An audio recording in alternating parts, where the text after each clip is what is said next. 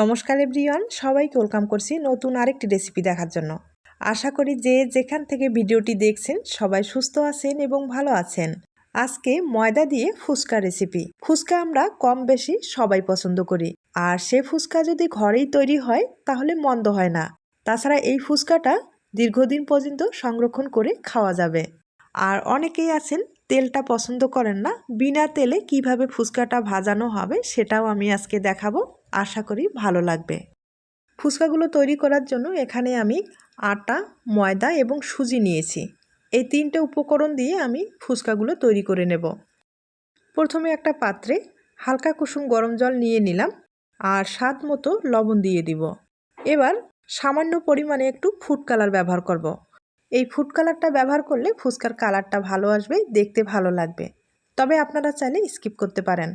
এবার আমি হাফ চামচের মতো ফুচকার পাউডার অথবা ফুচকার খাড় যেটা বলে সেটা আমি হাফ চামচের মতো ব্যবহার করব।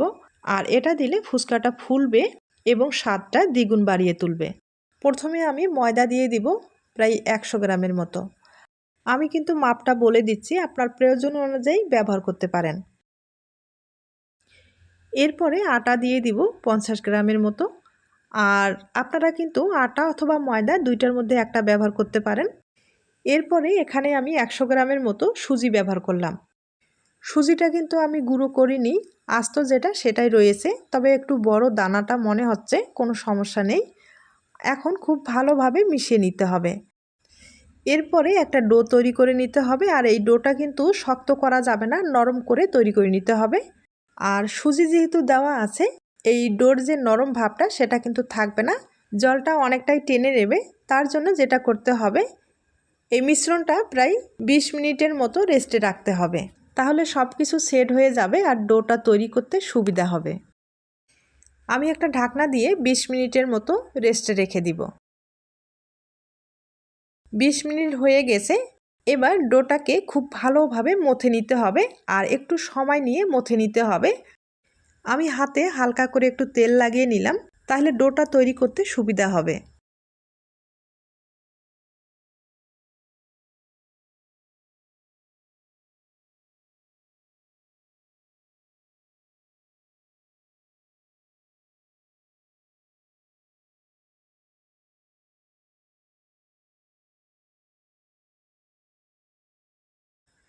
আমি ডোটাকে খুব ভালোভাবে তৈরি করে নিলাম। এবার দুইটা ছোট ছোট করে লিচি কেটে নিলাম। এখন বেলে নিতে হবে। আর বেলার সুবিধার্থে সামান্য পরিমাণে একটু ময়দা ব্যবহার করলাম। এবার খুব ভালোভাবে বেলে নিব, তবে পাতলা করে বেলে নিতে হবে।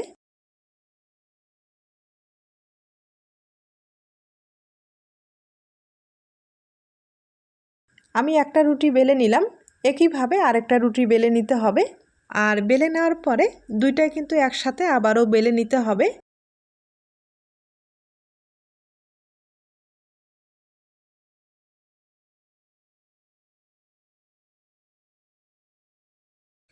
আমি দুইটা রুটি একসাথেই কিন্তু এখন বেলে নিব। এভাবেই ফুচকার রুটিগুলো বেলে নিতে হয়। এরপরে আপনাদের পছন্দ মতো কেটে নিতে পারেন। আমি কিন্তু এখন বড় করে আগে রুটি তৈরি করে নেব, আর একবারে পাতলা করেই বেলে নিব।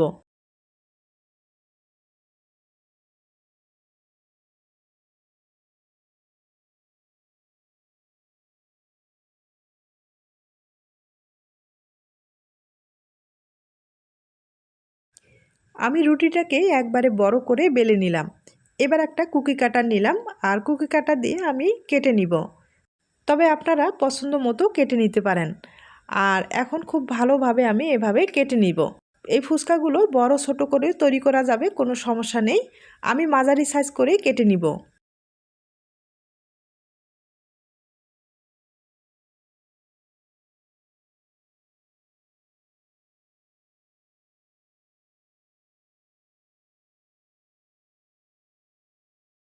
কেটে নেওয়ার যে বাড়তি অংশগুলো আছে সেগুলো কিন্তু আবার বেলে নিতে হবে। আর দেখতে পাচ্ছেন প্রত্যেকটা ফুচকা কিন্তু গোল হয়েছে, তাছাড়া অনেকটাই পাতলা হয়েছে। একইভাবে আমি আরেকটা রুটি বেলে নিয়েছি, আর এটা রুটিও আমি কেটে আপনাদের দেখিয়ে দিচ্ছি।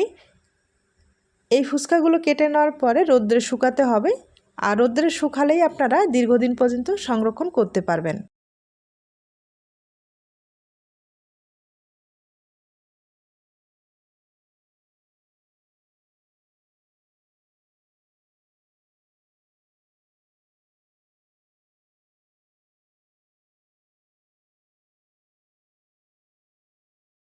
সবগুলো ফুচকা কেটে নেওয়া হয়ে গেছে। আর এই ফুচকাগুলো এখন রোদ্রে শুকাতে হবে। আপনাদের আমি ছাদে নিয়ে আসলাম, আর দেখতে পাচ্ছেন অনেক কয়েকটা ফুচকা কিন্তু আমি দিয়েছি, আর এই ফুচকাগুলো রোদ্রে শুকাতে দিয়েছি। ফুচকাগুলো আমি রোদ্রে শুকিয়ে নিলাম, আর 2 দিনের মতো সময় লেগেছে শুকাতে। শুকানোর পরে দেখতে পাচ্ছেন কতটা সুন্দর হয়েছে। ফুচকা বেলার সময় যে আটাটা ব্যবহার করলাম এখনও কিন্তু ওই আটাটা গায়ে লেগে আছে, তবে সমস্যা নেই, একটু নাড়াচাড়া করলেই আটাটা কিন্তু পড়ে যাবে, আর যেহেতু শুকনো আছে। এভাবে ফুচকাটা শুকানোর পরে আপনারা দীর্ঘদিন পর্যন্ত সংরক্ষণ করতে পারবেন। আর মাঝে মাঝে অবশ্যই একটু রোদ্রে দিতে হবে, তাহলে ফুচকাটা অনেক দিন পর্যন্ত ভালো থাকবে। এবার কয়েকটা ফুচকা আমি ভেজে আপনাদের দেখিয়ে দিচ্ছি।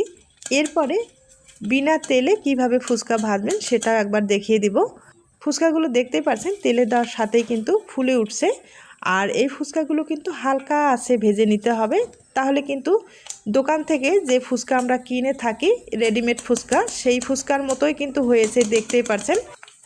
আর প্রত্যেকটা ফুচকা কিন্তু ফুলে উঠবে, হয়তোবা দেখে বুঝতে পেরেছেন। তবে চুলার আঁচটা একবারে কম করে দিতে হবে, তাহলে আর লালচে হবে না, মানে লালচে বেশি হয়ে গেলে কিন্তু ফুচকাটা খেতে ভালো লাগে না।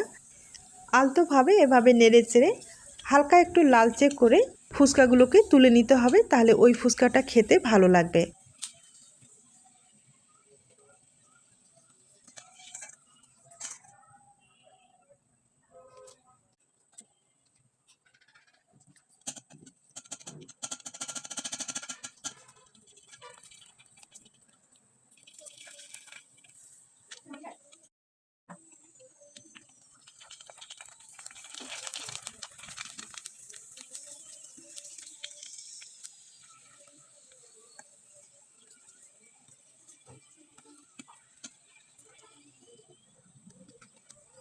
আমি 2 বার ভেজে দেখিয়ে দিলাম।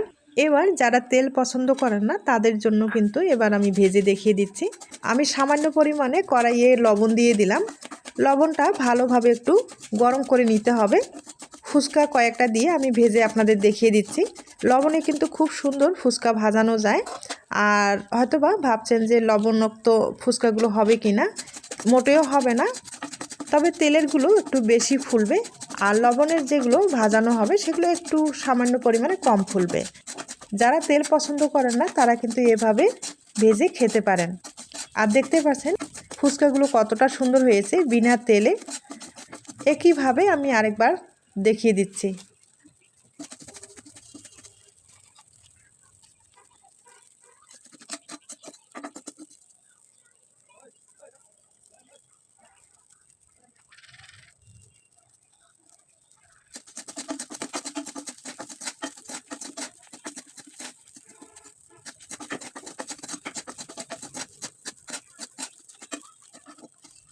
আমি অনেক কয়েকটা ফুচকা ভেজে নিলাম, এবার আপনাদের ভেঙে দেখিয়ে দিচ্ছি। আর তেলের যেটা ফুচকা সেটা দেখতেই পাচ্ছেন কতটা সুন্দর হয়েছে। একবারে কিন্তু মুখরোচক এই ফুচকাগুলো খেতে খুব ভালো লাগবে। যদি আপনাদের পছন্দ হয়ে থাকে তাহলে কিন্তু ট্রাই করে দেখতে পারেন। সবগুলো ফুচকা কিন্তু খুব সুন্দর হয়েছে। আপনাদের পছন্দ হলে কিন্তু অবশ্যই বাড়িতে ট্রাই করুন। আজ এ পর্যন্ত, নতুন কোনো রেসিপির সাথে আবার দেখা হবে। সবাই ভালো থাকবেন এবং সুস্থ থাকবেন।